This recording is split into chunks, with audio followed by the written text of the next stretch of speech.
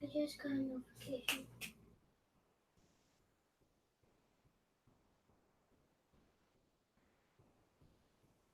What is going on, YouTube? I'm hoping we are live. Anybody in the chat, let me know if you see me. But I do believe we are up and running. What is going on, everybody? This is Lawrence, the Mighty Comics Guy, back with another video. And today we are back for another live episode of Classic Covers. This is episode 2. Thank you for anyone out there who is in the chat and watching this video either live or on the replay. Last week, if you guys tuned in, we covered Fantastic Four number 12, which is the first meeting of The Thing and the Incredible Hulk. An incredibly classic cover by Jack Kirby, one of my all-time favorites, and personally a book that I do own. Today, we have another amazing classic cover, one of the greatest of all time. I'm happy to show it to you guys. But first, I just want to see if anybody's in the chat. Can't get enough. An hour too soon, he says. I'll catch you on the replay. No problem, brother. I got Ryan, the comics kid, who's actually sitting behind me, also in the chat. What's going on, bud? Anyone else who pops in, I will, shout out their name, say what's up. We are going to jump right into it and get into Classic Covers, episode 2. I'm going to throw up the book we're going to talk about today. You ready?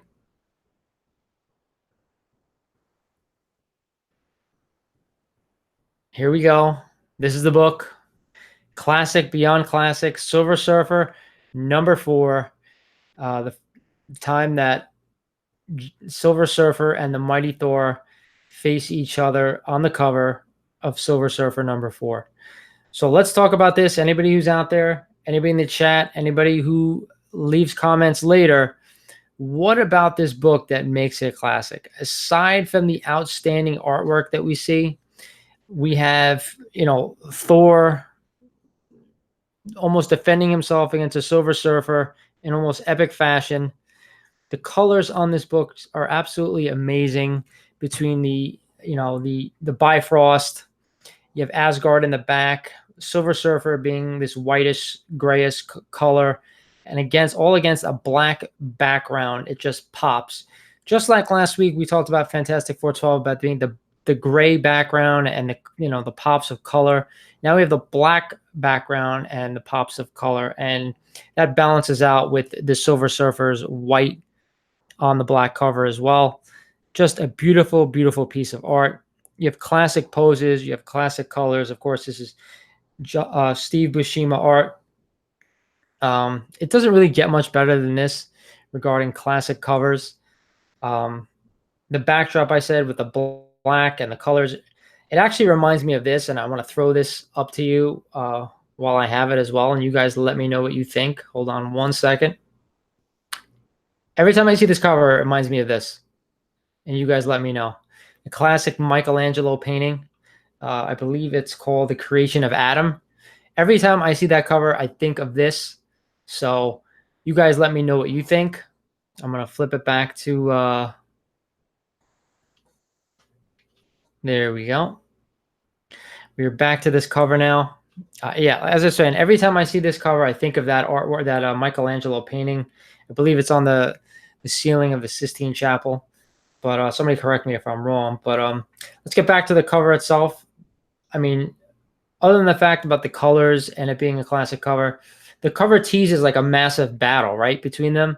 The way Thor is like backing off and Silver Surfer is almost attacking him. He's like defending himself, Thor. What else can you say about it? I mean, it's absolutely stunning. But you guys let me know. What do you think? What about this cover makes it classic? To me, it's the colors. To me, it's the positions of the characters involved.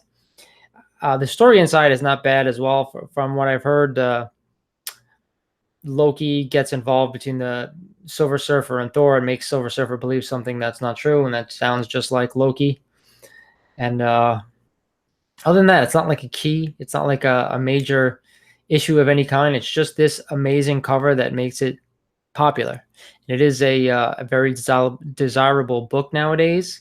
I also did read that it is a lower print run than the Silver Surfer number 1. So if any of you guys have a chance to check that out and confirm that for me, please let me know down in the comments. But either way, probably one of the most iconic covers you're ever going to see in Marvel Comics, and that's why I came up this week on Classic Covers number 2. If anybody else can point anything about this cover that I do not know, please leave it in the comments. Fortunately, we don't have anyone in the chat tonight for this live stream, which is fine. Just me and Ryan hanging out. As we discussed in the first Classic Covers episode, you guys let me know other books that you believe to be classic covers, and I will try to get them on here, and hopefully we can get some people to hop on, on the live stream and talk about it to each other. To me, this is an all-time classic, right up there with Fantastic Four number 12, which appeared in the first episode of this series.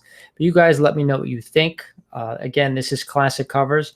What's going on, Mr. Comics 89? You were the first, or I should say the second person to come up in here and talk about this Silver Surfer number 4. What do you think about this cover? Why is this cover classic?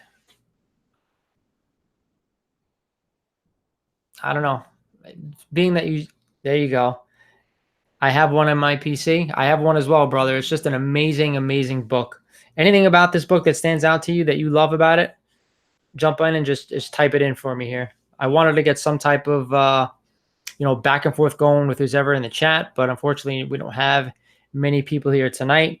I was saying iconic stances. Exactly. That was one of my things that I said earlier, that you look at the way Thor is positioned, you look at the way Silver Surfer is positioned. Silver Surfer's in attack mode. Thor is kind of like fending him off. And then you throw in the Bifrost and Asgard in the background against the black silhouette in the background. It's just magical. I agree. The colors as well. That's one of the things I said earlier in the video. The colors are absolutely astonishing. And I don't know how to better way to put it. So I'm going to end this one quick. I mean, thank you, Mr. Comics 89, for popping in. I know you have a live stream going tonight. I will check that out as well. So hopefully we can get more people for Classic Covers number 3 next week.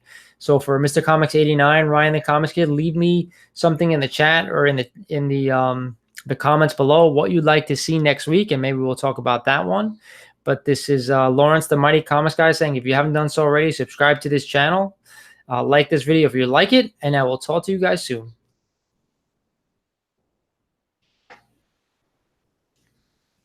Nobody today.